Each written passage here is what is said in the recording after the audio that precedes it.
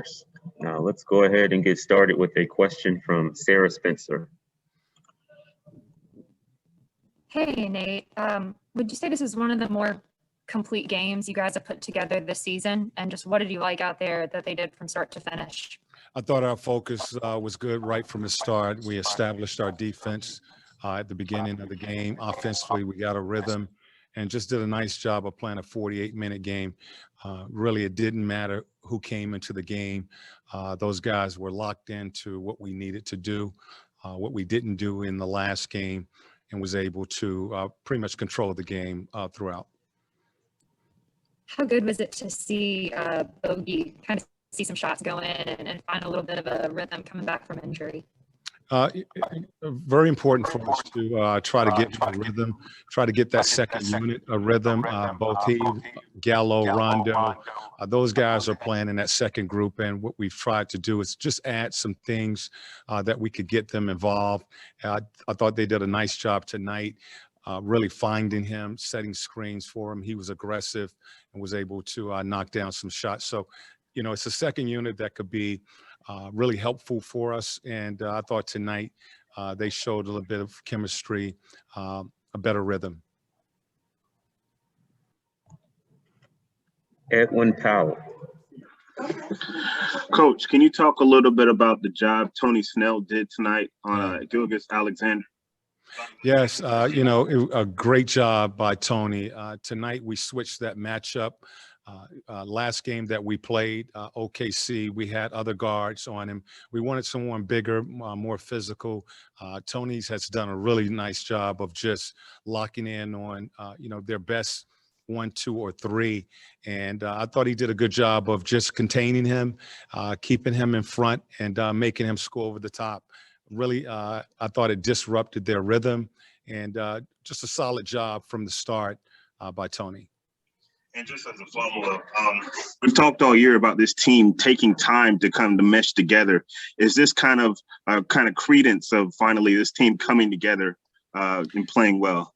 Yeah, well, you know, basically the message tonight was don't relax. You know, don't relax because you're at home. Don't relax because you've had a 6-game winning streak. You know, we're about to go out on the road. It's important that we make this our building, a place that teams know it's going to be tough for them to come in and get a win. You know, we're going to have a lot of home games down the stretch. We needed to take care of this game tonight before going out on the road. I thought our guys established that right from the start. I thought they were focused. They were locked in on what we needed to do. And, you know, they took care of home court before leaving and going out on this 8-game road trip. Christos. Hello, Coach. Congratulations on the win. The Hawks now have the longest activated winning streak in the league, the 7 wins. What it means for you, and what is the biggest difference of the team about the approach, about the effort, and all those stuff through the last 7 games? Well, we just take it one game at a time. You know, I've said this before. We try to be better the next time out. And I thought tonight, you know, OKC just beat us a couple weeks ago, and we wanted to be better than we were in our Houston game. I thought tonight we came out, we were locked in, we established our defense early. You know, we talked about where we are in the standings, and I don't want to, you know, talk a lot about that, but, you know, we moved up to number 6. You know, we went from 8 to 6. But, you know, we're 2 games or half a game out of 5th, and we're game and a half out of being out of the playoffs. So this is going to be a tight race the second half of the season.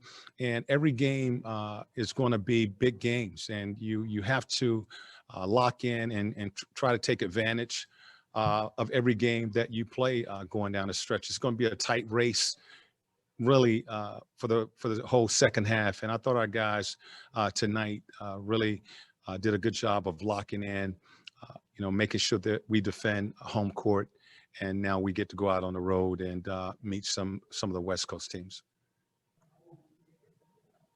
Joe Patrick from 92.9 The Game.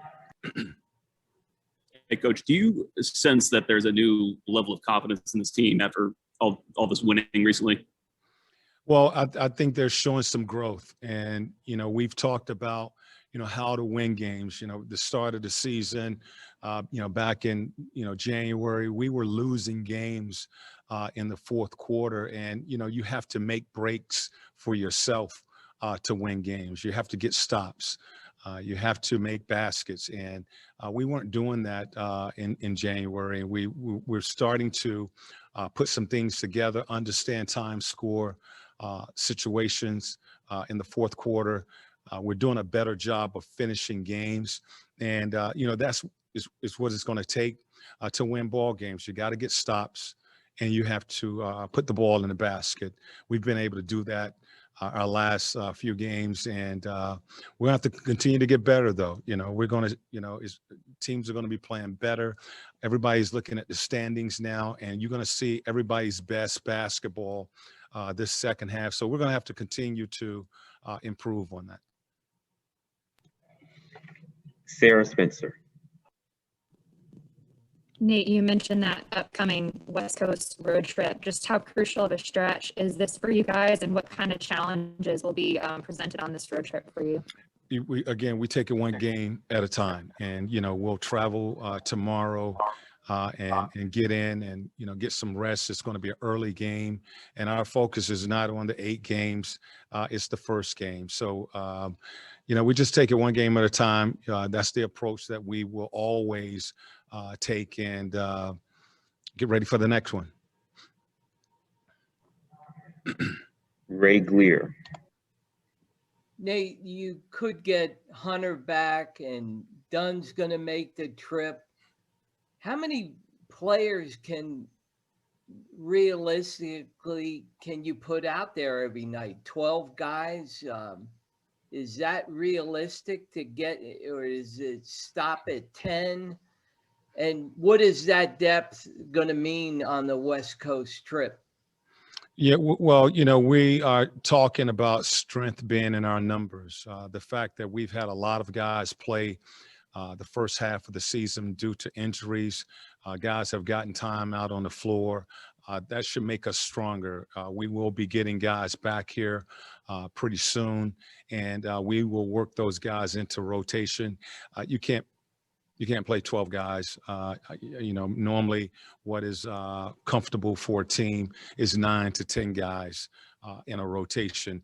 Everybody's going to have to sacrifice when we get everybody healthy. We've talked about that, and everybody wants to play, but everybody can't play. That's something that I've talked with the team about, and but they have to be ready, because injuries are going to continue to happen. It's just part of playing this game, and they have to keep themselves ready if they're not playing to step in in case of an injury. So it's something that we'll work out as we start to get all of our guys back. Thank you.